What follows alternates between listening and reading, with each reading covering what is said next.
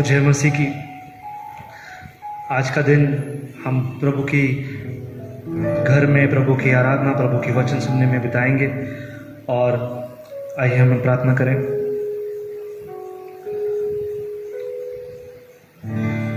प्रभु तेरा धन्य धन्य नाम को हम उसके धन्यवाद देते हैं। प्रभु हर चीज में, हर हर हर पल में, हर काम में तूने हमें सहायता दी है, तूने हमें बचाया है, तूने हमें संभाला है, तूने हमें चलाया है, छुड़ाया है और हमें तेरे प्रेम में और तेरे अनुग्रह में हमें हमेशा बढ़ाया है। प्रभु मांगते हैं कि आज हम सब जो आज ऑनलाइन देख रहे हैं प्रभु, इन सब के जीवन में प्रभु तू काम कर और तेरी पवित्र आत्मा के द्वारा आज जो हम पढ़ेंगे, आज जो हम सीखेंगे, वो सब तेरे पवित्र आत्मा के द्वारा तो सिखा, बढ़ा और चला। ये मांगते यीशु मसीह के नाम से, आमीन।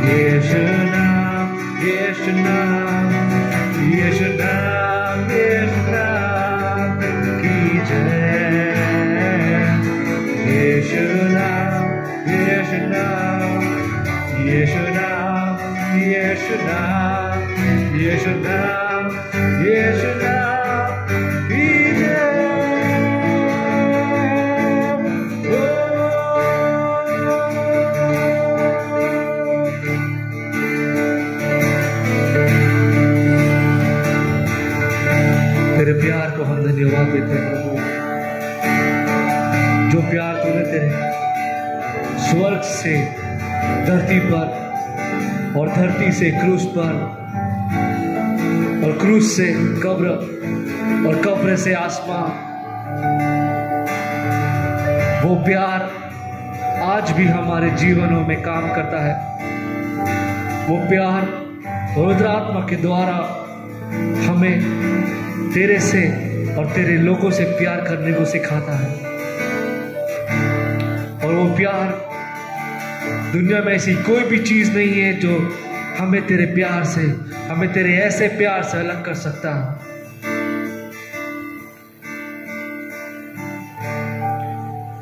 ये कैसा प्यार है तेरा कि ऐसा तूने है किया, तेरा प्राण दे दिया ताकि जियो मैं सदा। ये कैसा प्यार है तेरा कि ऐसा तूने है किया, तेरा प्राण दे दिया ताकि जियो मैं सदा।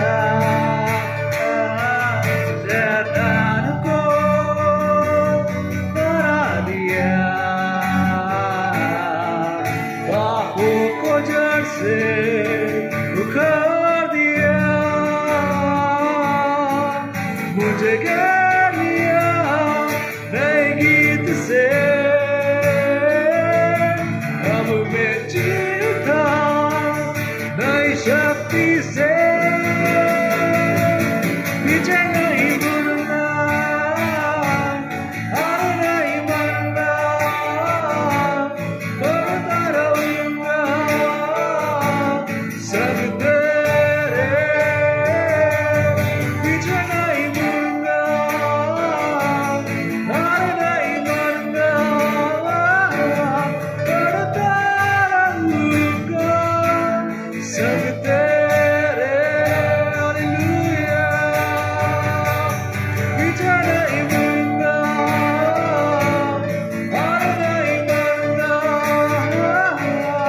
बढ़ता रहूंगा सब तेरे।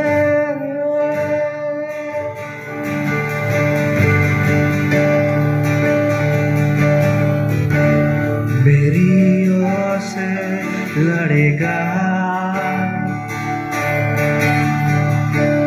कभी हाथ ना छोड़ेगा। Thank you. डर हटा कर बल दिया, जीत तूने मुझे दिया। हालेलुया, मेरी ओर से लड़ेगा, कभी हाथ ना छोड़ेगा। डर हटा कर बल दिया, जीत तूने मुझे दिया। शैतान को हरा दिया, पापों को डर से उखाड़ दिया, मुझे घेर लिया नए गीत से, अब मैं जीता नई शक्ति से, पीछे नहीं मुड़ना हार नहीं मानना, बढ़ता रहूंगा सब तेरे। हालेलुया, पीछे नहीं मुड़ना हार नहीं मानना, बढ़ता रहूंगा सब संग तेरे।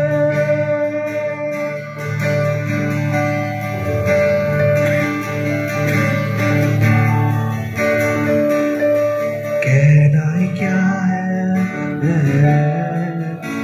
खुदा मेरे पक्ष में, कौन अभी मेरा विरोधी ठहरेगा। कहना ही क्या है खुदा मेरे पक्ष में, कौन अभी मेरा विरोधी ठहरेगा। कहना ही क्या है खुदा मेरे पक्ष में, कौन अभी मेरा विरोधी ठहरेगा। पीछे नहीं मुड़ूंगा और नहीं मानूंगा, बढ़ता रहूंगा संग तेरे। पीछे नहीं मुड़ूंगा, हार नहीं मानूंगा, बढ़ता रहूंगा संग तेरे, संग तेरे, संग तेरे।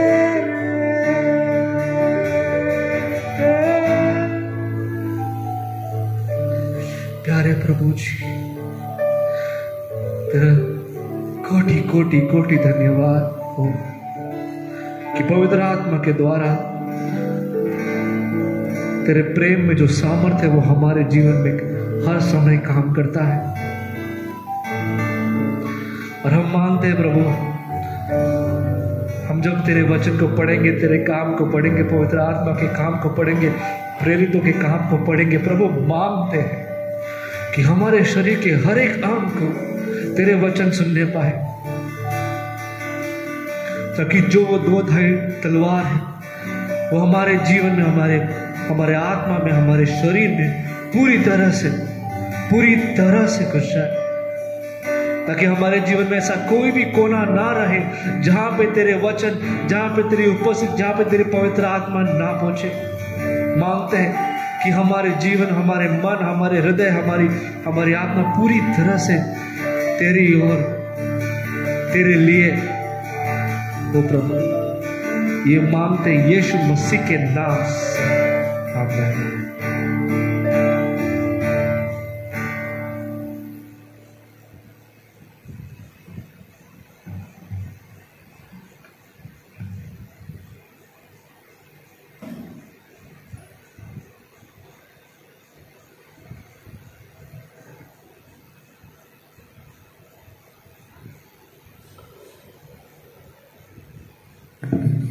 प्रभु का धन्यवाद हो, आज हम एक और बार उसकी उपस्थिति में और उसकी उपासना और उसके उपदेश को सुनने आए हैं। और मैं प्रार्थना करूंगा कि हम सब अपने बाइबल को खोलें और प्रेरितों के काम इसका 13वां अध्याय से हम पढ़ेंगे। प्रेरितों के काम इसका 13वां अध्याय हम 1 से 12वां वचन तक पहले सिर्फ पढ़ेंगे, उसके बाद हम वचन में जाएंगे। अन्तियोकिया की कलीसिया में कई भविष्यवक्ताओं और उपदेशक थे, जैसे बारनबास और शमौन जो निगर कहलाता है, और कुलियुस केरनी, और चौथाई देश का राजा हेरोदस का दूधवा भाई मनाहुम और शाऊल। जब वे उपवास सहित प्रभु की उपासना कर रहे थे, तब पवित्र आत्मा ने कहा, मेरे लिए बारनबास और शाऊल को उस काम के लिए अलग करो जिसके लिए मैंने उन्हें बुलाया है। तब उन्होंने उपवास और प्रार्थना करके और उन पर हाथ रखकर उन्हें विदा किया। अतः वे पवित्र आत्मा से भेजे हुए सिकुलिया को गए और वहां से जहाज पर चढ़कर साइप्रस को चले और सलमिस में पहुंचकर परमेश्वर का वचन यहूदियों के आराधनालय में सुनाए। यूहन्ना उनका सेवक था। वे उस सारे टापू में होते हुए पाफुस तक पहुँचे। वहाँ उन्हें बार यीशु नामक एक यहूदी टोनहा और झूठा भविष्यवक्ता मिला। वह हाकिम सर्गियुस पौलुस के साथ था, जो बुद्धिमान पुरुष था। उसने बारनबास और शाऊल को अपने पास बुलाकर परमेश्वर का वचन सुनना चाहा, परंतु इलिमियस टोनहा ने, क्योंकि यह उसका नाम का अर्थ था, उनका विरोध करके हाकिम को विश्वास करने से रोकना चाहा। तब शाऊल ने, जिसका नाम पौलुस भी है, पवित्र आत्मा से परिपूर्ण होकर उसकी ओर टटकटी लगाकर देखा और कहा, हे सारे कपट और सब चतुराइयों से भरे हुए शैतान की संतान, सकल धर्मी से भरे के बैरी, क्या तू प्रभु के सीधे मार्गों को टेढ़ा करना न छोड़ेगा? अब देख, प्रभु का हाथ तुझ पर लगा है और तू कुछ समय तक अंधा रहेगा और सूर्य को न देखेगा। तब तुरंत ही धूलपन और अंधेरा उस पर छा गया और वह इधर उधर टटोलने लगा ताकि कोई उसका हाथ पकड़ के उसे ले जाए। तब हाकिम ने जो हुआ था उसे देखकर और प्रभु के उपदेश से चकित होकर विश्वास किया। प्रियो, आज हमारा शीर्षक है वो है प्रभु की उपासना और उपदेश। प्रभु की उपासना और उपदेश। और मुझे खुशी होती है कई बार जब हम प्रभु की आराधना करते हैं, लेकिन जब हम आराधना करते हैं, क्या हमने कभी ये सोचा कि जो हमारा आराधना है वो एक उपदेश के समान भी है, और जो हमारा उपदेश है वो हमारा आराधना के समान है।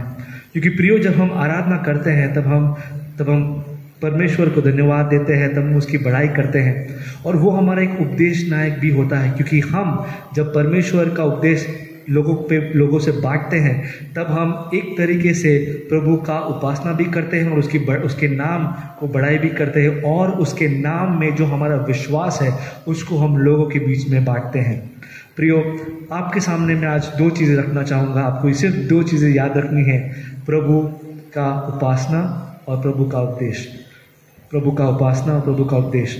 प्रियो, कई बार हम प्रभु की उपासना करने जब हम सोचते हैं कि हम प्रभु का उपासना करेंगे, तब हमें सिर्फ एक चर्च या एक कलीसिया का एक चित्र हमारे मन के सामने आता है, परंतु ये सत्य नहीं है। क्योंकि हम प्रभु की उपासना कहीं पे भी कर सकते हैं, हम उसकी आराधना कहीं पे भी कर सकते हैं, और उसकी आराधना करने के लिए हमें एक अलग जगह की ज़रूरत नहीं है। हम ट्रेन या बस या गाड़ी या कहीं पर भी, घर पे, किचन में, हमारे रूम में, कहीं पर भी कर सकते हैं, क्योंकि परमेश्वर हमारे साथ हमारे अंदर है, और पवित्र आत्मा जो हमारे अंदर काम करता है वो हमें प्रभु की आराधना और परमेश्वर की उपासना करने में मदद करता है। प्रियो, लेकिन कई बार जब हम उपासना करने बैठते हैं तब हम किन चीज़ों को हम नहीं समझ पाते हैं, और आज मैं वो चीज़ आपके सामने रखना चाहूँगा।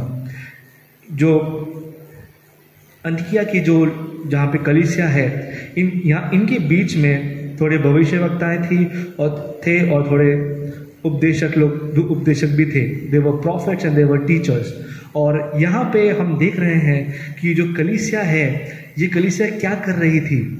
ये कलीसिया, वे सब उपवास करते हुए प्रभु की उपासना में लगे हुए थे।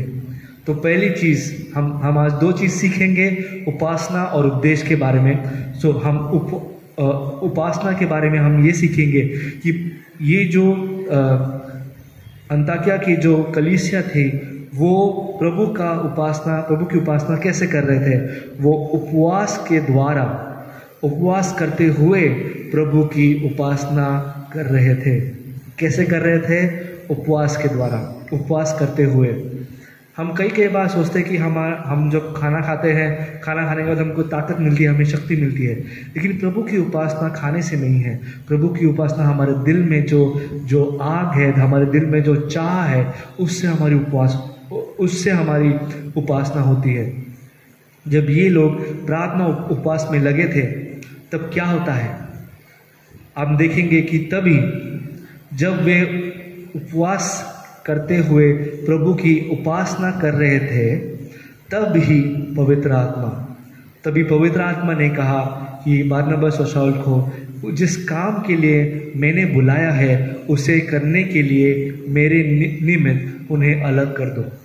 प्रियो, हम ये नहीं समझ पाते कई बार कि जब हम प्रभु की उपासना करते हैं, जब हम प्रभु प्रार्थना में लगे रहते हैं, तब पवित्र आत्मा हमारे अंदर काम करता है। और पवित्र आत्मा हमारे अंदर इसलिए काम नहीं करता कि हम अच्छे हों और घर में रहें, लेकिन उसलिए कि जिस काम के लिए पवित्र आत्मा ने हमें बुलाया है उसके लिए हमें अलग होने की ज़रूरत पड़ती है। कि हम ये थोड़ा कठिन बात है समझने के लिए, लेकिन मैं चाहूँगा कि आप इसको अच्छी तरह से समझें। हम जब प्रभु की उपासना करते हैं, हम जब प्रभु की आराधना करते हैं, जब हम प्रार्थना करते हैं, तब पवित्र आत्मा हमारे अंदर काम करने लगता है। लेकिन जब पवित्र आत्मा हमारे अंदर काम करने लगता है तो पवित्र आत्मा हमारे अंदर उसके काम के लिए हमें तैयार करता है। ठीक है, पवित्र आत्मा हमारे अंदर काम करता है और हमें प्रभु का काम करने के लिए हमें तैयार करता है। तो अंदर काम करता है और हमें बाहर काम करने के लिए भेजता है। तो जब हम प्रभु की उपासना करते हैं तब हम ये समझ के करें और ये हम समझे कि पवित्र आत्मा को हमें हमारे जीवन के अंदर काम करने के लिए अवसर देने की ज़रूरत है। अगर वो हमें कहता है कि यहाँ जाओ, इसके लिए प्रार्थना करो, उसके लिए प्रार्थना करो, तब हमें ना नहीं बोलना है, परंतु हम हाँ प्रभु मैं यहाँ पे हूँ, हाँ तूने मुझे बुलाया है, मेरे नाम को पुकार कर बुलाया है और मैं जिसके लिए तू मुझे प्रार्थना करने के लिए भेज रहा है उसके लिए मैं प्रार्थना करने के लिए बेझिझक पूरे सामर्थ और पूरे शक्ति के साथ जाऊँगा, क्योंकि तू मेरे साथ है और तूने मुझे बुलाया है। दूसरी चीज़, अलग होना। जब हम उपासना करते हैं और कई बार ऐसा होता है कि कलीसिया में सब आराधना करते हैं और कई बार पवित्र आत्मा की अगुवाई के द्वारा कुछ लोग ऐसे चुने जाते हैं जिन्हें कहा जाता है कि इस कलीसिया में से अलग होकर तुम बाहर की दुनिया में जाकर बाकी लोगों को यीशु के बारे में बताओ। और कई बार ऐसा होता है कि उन्हें कलीसिया में से अलग नहीं होना, क्योंकि उनका वो कलीसिया एक कंफर्ट जोन बन जाता है। वो उन्हें कलीसिया में सुरक्षा या जो भी लोग हैं, दोस्त प्रिय जो हैं, उनके बीच में उनकी जो संगति के द्वारा वो बढ़ते हैं और उन्हें लगता कि यही अंत है। परंतु प्रियो, अंत वो नहीं है। अंत वो है जब हम सब यीशु के राज्य में राज करेंगे और उसके राज को आने के लिए हमें उसका उपदेश बाकी लोगों के लिए भेजना होगा, बाकी लोगों को समझाना और बोलना होगा। तो हम जब उपासना करते हैं तो वो उपासना में पवित्र आत्मा हमारे अंदर काम करता है और हमें उसके काम के लिए अलग करता है, ताकि हम अलग होकर क्या करें, हम अलग होकर प्रभु का उपदेश दूसरे लोगों में बांटें। हम आगे देखेंगे कि जब पवित्र आत्मा इन दो लोगों को अलग करता है तब क्या होता है। सो वे सब शिक्षक और नबी ने क्या किया, पवित्र आत्मा ने जब उन्हें कहा कि ये दो लोगों को मैंने चुना है, ये दो लोगों को मुझे मेरे काम के लिए बुलाया है, उन्हें अलग करो, तो वो किस तरह अलग करते हैं। उपवास और प्रार्थना पूरी कर चुके तो उन्होंने बारनबास और शाऊल पर अपने हाथ रखकर उन्हें विदा कर दिया। प्रियो, कई बार हम सुनते हैं कि जब लोग के जीवन में ऐसा एक बोझ आता है कि वो दूसरे जगह पे जाकर प्रार्थना करे या दूसरे जगह पे जाके उपदेश बांटे, तब एक ऐसा स्थिति बन जाता है कि बाकियों को लगता है कि अरे इनको लगता है कि ये बहुत बड़े हो चुके हैं और ये चर्च के बाहर जाके कलीसिया के बाहर जाके उपदेश बांटते हैं। परंतु प्रिय, हमें हमेशा याद रखना है कि हमारा जो कलीसिया है, हमारा जो परिवार है, वो यीशु में है और पवित्र आत्मा हमारे अंदर अलग अलग रीति से काम करता है। आप अगर देखेंगे तो प्रेरितों के काम में इसका जो पहला वचन में 5 लोगों का नाम का जिक्र किया है। कितने 5 लोगों का नाम का जिक्र किया है, परंतु 5 में से पवित्र आत्मा किन को चुनता है? सिर्फ 2 को चुनता है। इसलिए नहीं क्योंकि बाकी अच्छे नहीं हैं या उनमें काम करने की काबिलियत नहीं है, परंतु वो पवित्र आत्मा की अगुवाई है, वो पवित्र आत्मा का चुनाव है कि वो जिन लोगों को चुनता है उनसे काम कराने के लिए। लेकिन ये चीज़ आप गौर करके देखिए कि जब पवित्र आत्मा ने कहा कि इन दोनों को मेरे काम के लिए अलग करो, तो वो अलग करने की जो रीति है वो कितना एक ऐसा प्रेम पूर्वक रीति है। उन्होंने क्या किया? वो पहले क्या कर रहे थे? वो पहले प्रभु की उपासना कर रहे थे। अब वो क्या कर रहे हैं? जब उनको पता चला कि प्रभु की इच्छा क्या है पवित्र आत्मा के द्वारा, तो उन्होंने क्या किया? उन्होंने उपवास किया और प्रार्थना किया। ये चीज़ हमें ये सिखाता है प्रियो कि जब हम प्रभु की उपासना में हम हमारे जीवन को केंद्रित करते हैं, तब उपवास और प्रार्थना हमारे जीवन में बहुत महत्वपूर्ण काम करता है। और उपवास और प्रार्थना के बिना हम बाहर नहीं जा सकते और हमें जाना भी नहीं चाहिए, क्योंकि ये जो लोग के बारे में हम पढ़ रहे हैं ये साधारण लोग नहीं थे, ये पवित्र आत्मा से भरपूरी में काम करने वाले लोग थे। तो अगर ये लोग उपवास और प्रार्थना के बिना बाहर नहीं जाते, तो हम कैसे उपवास और प्रार्थना के बिना बाहर जाएंगे? प्रियो, जब हम कोई मिशनरी काम के लिए जाते हैं या जब हम किसी को प्रचार करने के लिए जाते हैं, उपवास और प्रार्थना आपके जीवन के लिए बहुत महत्वपूर्ण चीज़ें हैं। और आप जब ये करना सीखेंगे तब आपके ताकत से नहीं, तब आपके बल से नहीं, परंतु पवित्र आत्मा के सामर्थ्य से काम करने लगेंगे। और मैं ये चाहता हूँ कि हम सब जब हम बाहर निकलकर प्रभु के उपदेश को बांटने लगे, या जब हम ट्रैक्ट डिस्ट्रीब्यूशन करें या दूसरों के लिए प्रार्थना करें, तब ये 2 चीज़ करना ना भूलें, उपवास और प्रार्थना। और दूसरी चीज़, उपवास और प्रार्थना एक चीज़ है, वो अलग अलग नहीं है, वो एक यूनिट है। और दूसरा है कि आप बाहर कलीसिया से बाहर निकलने से पहले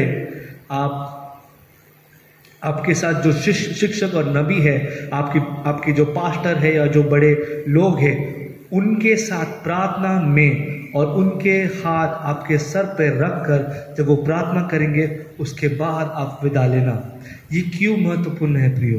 क्योंकि जब वो अपने हाथ को आपके सर पर रखते हैं और प्रार्थना करते हैं, तब वो अपने आशीष को आप पे डालते हैं और वो आशीष और वो सामर्थ्य के साथ आप निकलते हैं। और सिर्फ उसके साथ ही नहीं, प्रार्थना और सामर्थ्य के साथ जब आप निकलते हैं, तब पवित्र आत्मा के द्वारा भेजे गए ये जो लोग हैं वो पवित्र आत्मा में बने रहते हैं और पवित्र आत्मा में काम करने लगते हैं।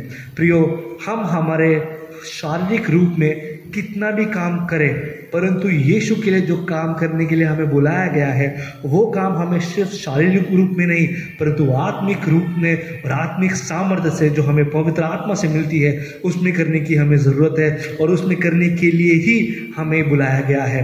अगर हम अपने शरीर में काम करें तो हम थक जाएंगे, हम कमज़ोर पड़ेंगे, लेकिन जब हम पवित्र आत्मा के भरपूरी से हम जाएंगे और काम करेंगे, तब ना हमें थकान होगा, ना हमें कमज़ोरी होगा और ना हम थक जाएंगे और ना हम दुश्मन के सामने कमजोर पड़ेंगे। आइए हम देखेंगे किस तरह जब हम बाहर निकल के काम करने शुरू करते हैं या किसी के लिए प्रार्थना करते हैं या किसी को हम ट्रैक देते हैं या उपदेश देते हैं या यीशु का सुसमाचार देते हैं, किस तरह दुष्टात्मा और किस तरह शैतान हमारा विरोध करता है। कई बार शैतान हमारा विरोध हमारे ही लोगों के बीच में से करता है, और वो ऐसा है, वह उन्हें जब वो एक जगह पे जाते हैं, हमने जैसे पढ़ा, वहाँ पे उन्हें एक जादूगर मिला। वहाँ पे उन्हें किसे बारनबास और शाऊल को एक जादूगर मिला, और वो झूठा नबी था। ठीक है, वो जादूगर था, वो झूठा नबी था, मतलब वो एक फॉल्स प्रॉफिट, जिसको हम अंग्रेजी में कहते हैं फॉल्स प्रॉफिट, वो एक उस तरह का काम करने वाला इंसान था। लेकिन सबसे महत्वपूर्ण बात, वह एक यहूदी था। वो क्या था? वह एक यहूदी था। कई बार जब हम पवित्र आत्मा से भरपूर होकर जब हम बाहर निकलते हैं, काम करने लगते हैं, तभी हमें झूठे नबी और हमें ऐसे लोगों से हम मिलेंगे जो बाहर से तो दर्शाते हैं कि वो यीशु को मानते हैं या परमेश्वर का काम करते हैं, लेकिन अंदर से वो झूठे हैं, अंदर से वो शैतान का काम करने वाले लोग हैं। और कई बार अगर पौल और बारनबास में, इनके जीवन में अगर पवित्र आत्मा काम नहीं कर पाता, तो इन्हें ये जो जादूगर था, जो झूठा नबी था, उसे पहचानने में वो सक्षम नहीं हो पाते। और इसलिए हमें समझना है, और इसलिए हमें ये हमारे जहन में ये समझाना है कि हम ऐसा कोई काम ना करें, हम यीशु के लिए ऐसा कोई काम ना करें जो पवित्र आत्मा की अगुवाई से ना हो, क्योंकि फिर हमें दृष्टि नहीं होगी कि लोग कैसे हैं या लोग के अंदर किस आत्मा का काम है। क्या वो पवित्र आत्मा से काम कर रहे हैं या वो दुष्ट आत्मा से काम कर रहे हैं या वो शैतान के बेटे हैं। ये जो जादूगर था वो एक यहूदी था। इसका मतलब ये है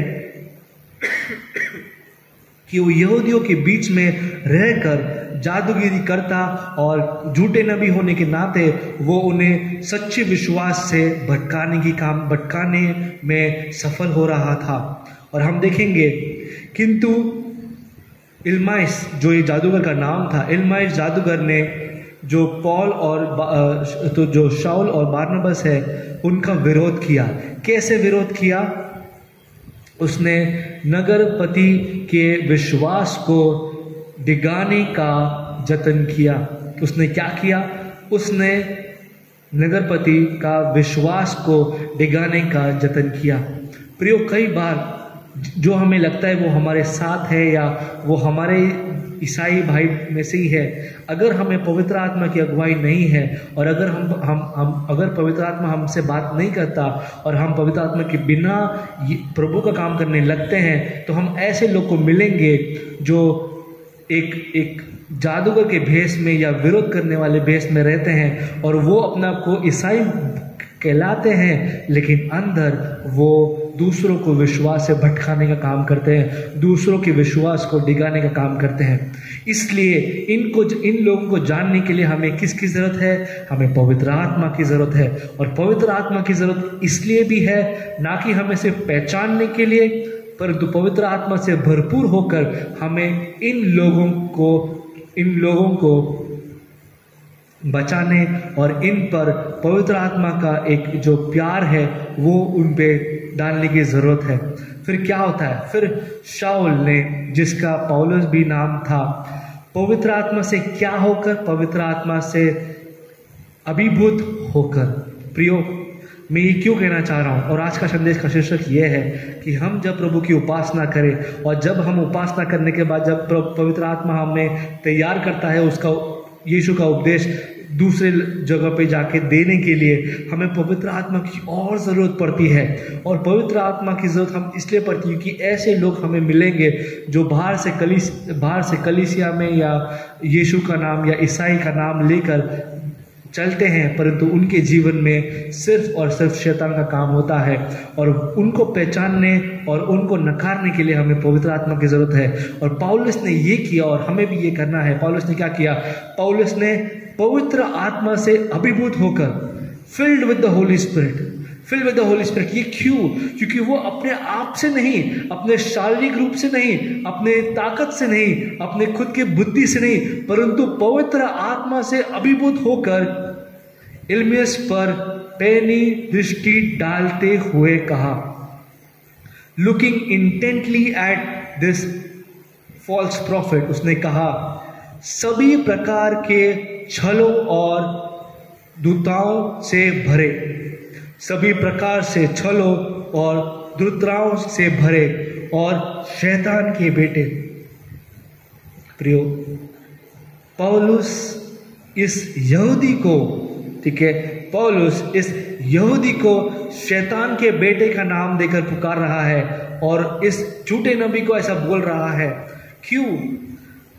पौलुस और बारनबास अपने शारीरिक रूप में इसे पहचान नहीं पा सकते थे, परंतु क्योंकि उनके जीवन में पवित्र आत्मा की अगुवाई थी, पवित्र आत्मा के द्वारा वो चल रहे थे और पवित्र आत्मा के द्वारा वो भेजे गए थे, पवित्र आत्मा से भरपूर होकर उन्हें समझ आई थी कि ये जो यहूदी था वो एक झूठा नबी था और चमत्कार कर कर लोगों को विश्वास से दूर कर रहा था। इसलिए पौलुस पवित्र आत्मा से अभिभूत होकर उसे कहता है, शैतान के बेटे, तू हर नेकी का शत्रु, तू हर नेकी का शत्रु। इंग्लिश में कहा है इसे, you son of the devil, enemy of all righteousness.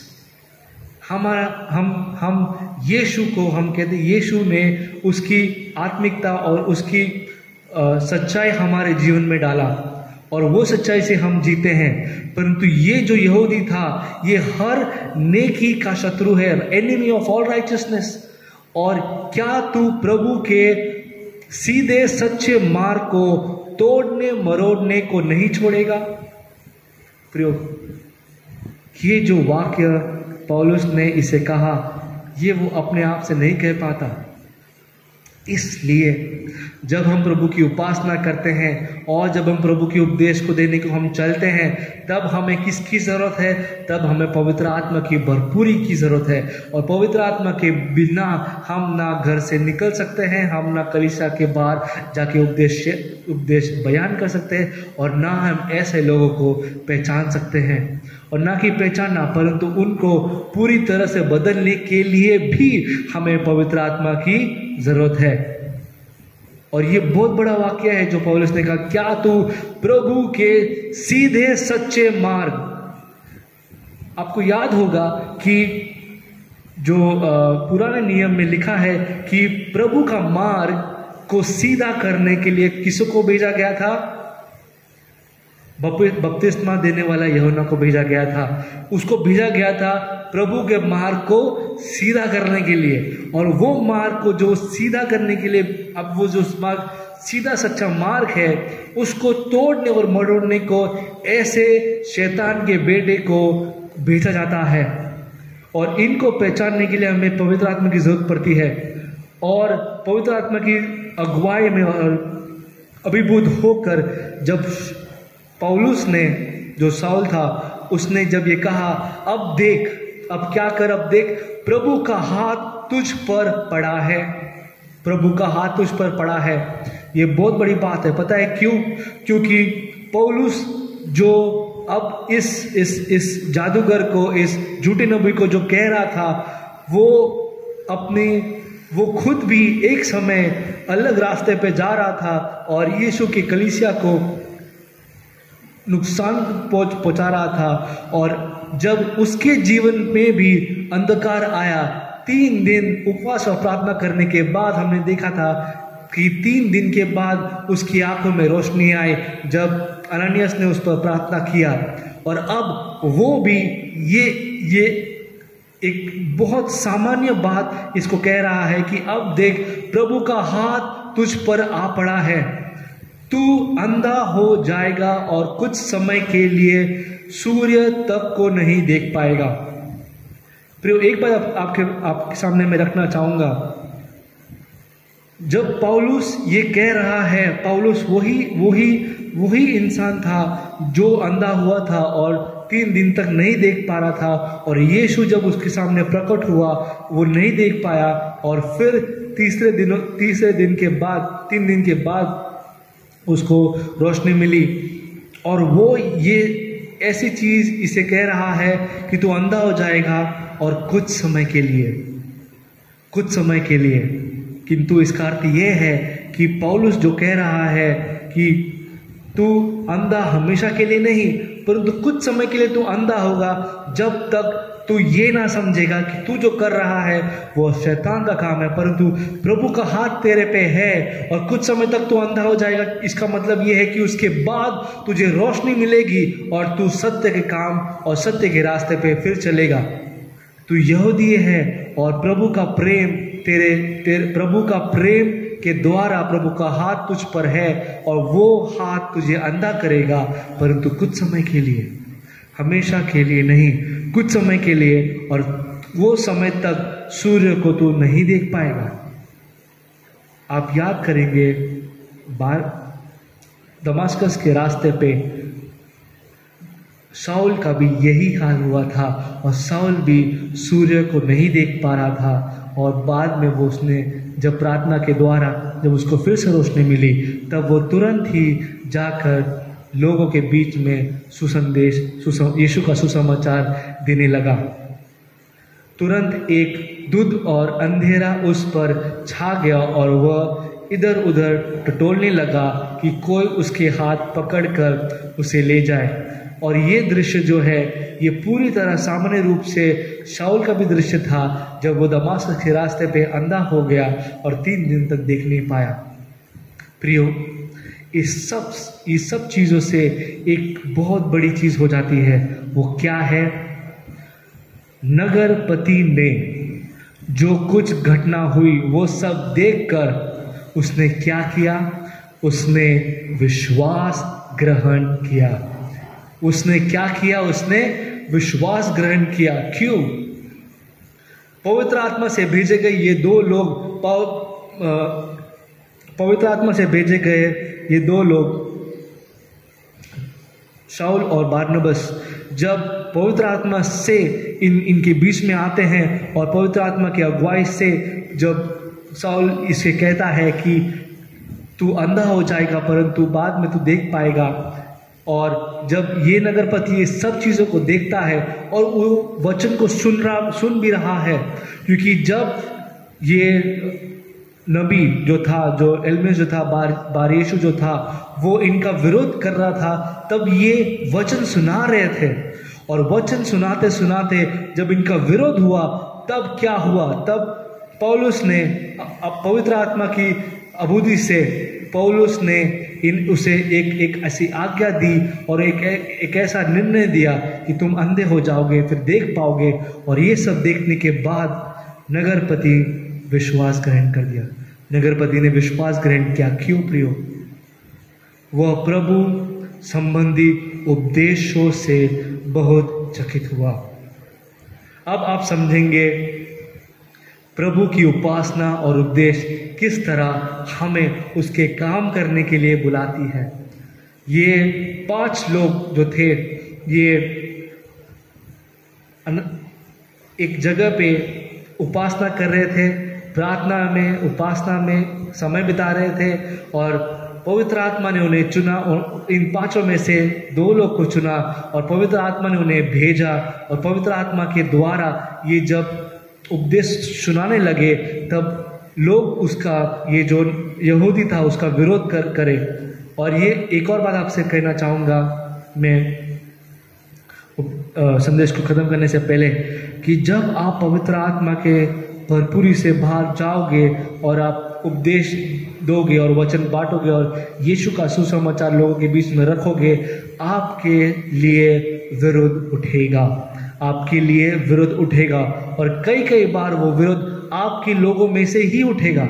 लेकिन इसका ये मतलब नहीं है कि आप जो चीज़ कर रहे हो वो गलत है। इसका ये अर्थ है कि आप जो चीज़ कर रहे हो वो पवित्र आत्मा से ही है, और पवित्र आत्मा ही आपके रास्तों को साफ करेगा। और आपके रास्ते में जो भी खड़ा है, जो भी आपका विरोध करेगा, उसके जीवन में प्रभु का हाथ पड़ेगा। और प्रभु का हाथ उसके जीवन में इस तरह पड़ेगा कि वो आपका विरोध ना करे, परंतु जो और जिस लोगों के बीच में आप उपदेश बांट रहे हो, जिस लोगों के बीच में आप यीशु का सुसमाचार बता रहे हो, वो उस चीज़ को देखकर जो आपके विरुद्ध था वो आपके सामने निकाल दिया जाएगा। और जब ऐसा होगा तब लोग विश्वास पाएंगे, क्योंकि जो वचन आप बोल रहे हो वो वचन के द्वारा, वो वचन के विरुद्ध जब लोग निकाल दिए जाएंगे, लोग वो उपदेश को स्वीकार करेंगे, लोग विश्वास में आएंगे।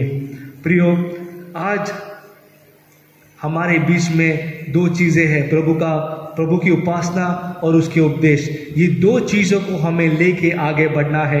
हम जब उसकी उपासना करते हैं वो हमें हमारे जीवन में उस पवित्र आत्मा के द्वारा काम करता है, और पवित्र आत्मा के द्वारा हमें अगुवाई करता है और हमें अलग करता है और हमें उसके उपदेश को देने के लिए बाहर भेजता है। जब वो हमें बाहर भेजता है तो विरोध होगा, लेकिन पवित्र आत्मा के द्वारा हम वो विरोध को निकालेंगे। और जब लोग देखेंगे कि जो हमारा विरोध करते थे वो हमारे सामने से निकल गए हैं तो वो क्या करेंगे?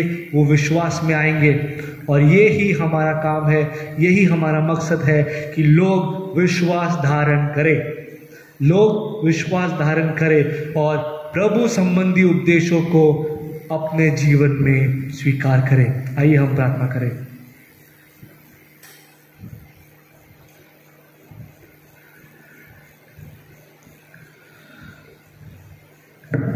प्रभु, मांगते हैं कि आज जो हम तेरे संदेश को सुने, तेरे वचन को हमने हमारे जीवन में स्वीकार किया, और मांगते हैं प्रभु कि जब तू हमारे जीवन में काम करता है, मांगते हैं कि हमेशा हम जहां पर भी है, हम जो भी काम कर रहे हैं, उन सब कामों में सिर्फ और सिर्फ तेरी ही बड़ाई हो, सिर्फ और सिर्फ तेरी ही आराधना हो, तेरी ही प्रशंसा हो, तेरी ही नाम की जय जयकार हो। प्रभु, मांगते हैं कि हम पूरी तरह से तेरे उपासना सच्चे दिल और मन से करें और तेरे उपदेश को पवित्र आत्मा की सामर्थ्य से तेरे लोगों के बीच में जहां पे भी तू हमें भेजता है वहां पे हम रखें, कि जब लोग विरोध करें तू तेरे हाथ को उनके जीवनों में डालकर वो विरोध को हमारे सामने से निकाल कर लोगों को तेरे विश्वास में आने पाए और लोग तेरे विश्वास, तेरे वचन में तेरे विश्वास को लेकर आगे बढ़े, ताकि परमेश्वर का काम, तेरे पिता का काम कभी ना रुके, कभी ना रुके, कभी ना रुके। प्रभु, ये हम मांगते हैं यीशु मसीह के नाम से, जिसने हमें कहा है प्रार्थना करने के लिए, हे हमारे पिता, तू जो आसमान पर है, तेरा नाम पाक माना जाए, तेरे बादशाह वेल, तेरी मर्जी से आसमान में पूरी होती है, जमीन पर भी हो। हमारे रोज की रोटी आज तो हमें बख्श दे, जिस तरह से हम हमारे कसूरवारों को माफ करते हैं, तू भी हमारे कसूरवारों को माफ कर। हमें आजमाइश में न डाल, बल्कि बुराई से बचा, क्योंकि बादशाह और कुदरत और जलाल हमेशा तेरा ही और तेरा ही रहे। तेरी स्तुति और आराधना करता हूँ मैं तुझसे ये प्रार्थना, महिमा से तेरी तू इस जगह को कर, जो भी तू चाहे तू यहाँ पे कर।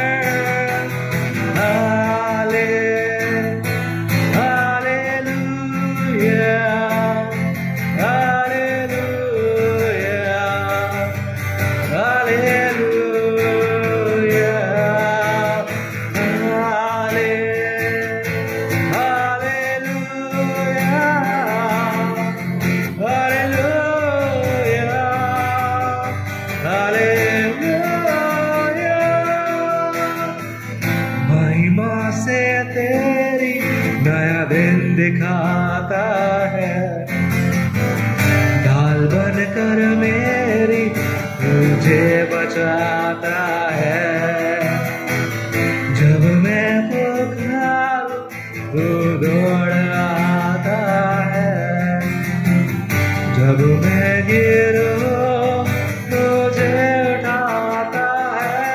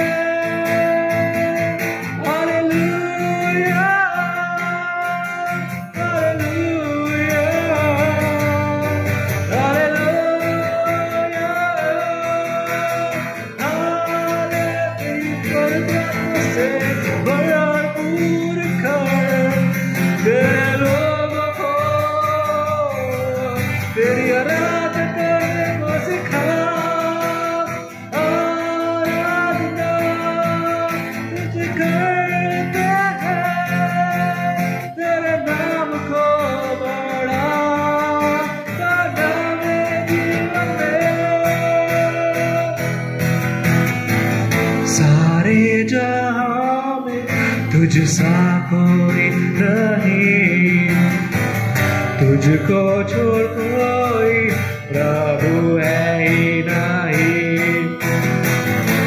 घुटने में टेकूं बस तेरे सामने और ये कहूं तू मेरा प्रभु। हालेलुया हालेलुया हालेलुया हालेलुया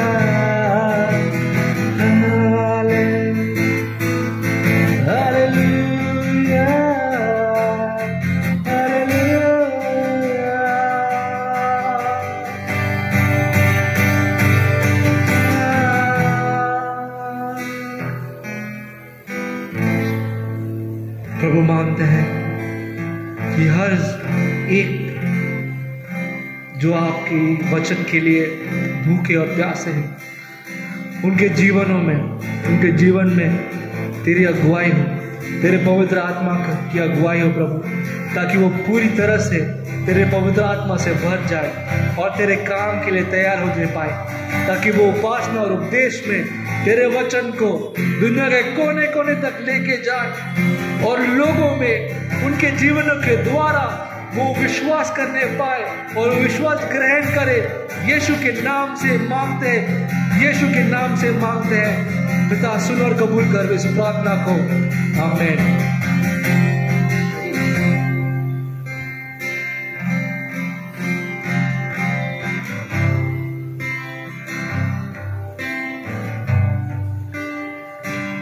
आइए हम आशीष वचन ग्रहण करते हैं। अब हमारे प्रभु यीशु मसीह की कृपा, पिता परमेश्वर का प्रेम, पवित्र आत्मा की संगति आप और आपके सभी प्रियजनों के साथ, आपकी कलीसियाओं के साथ आज हमेशा सही सलामत रखे। आमीन।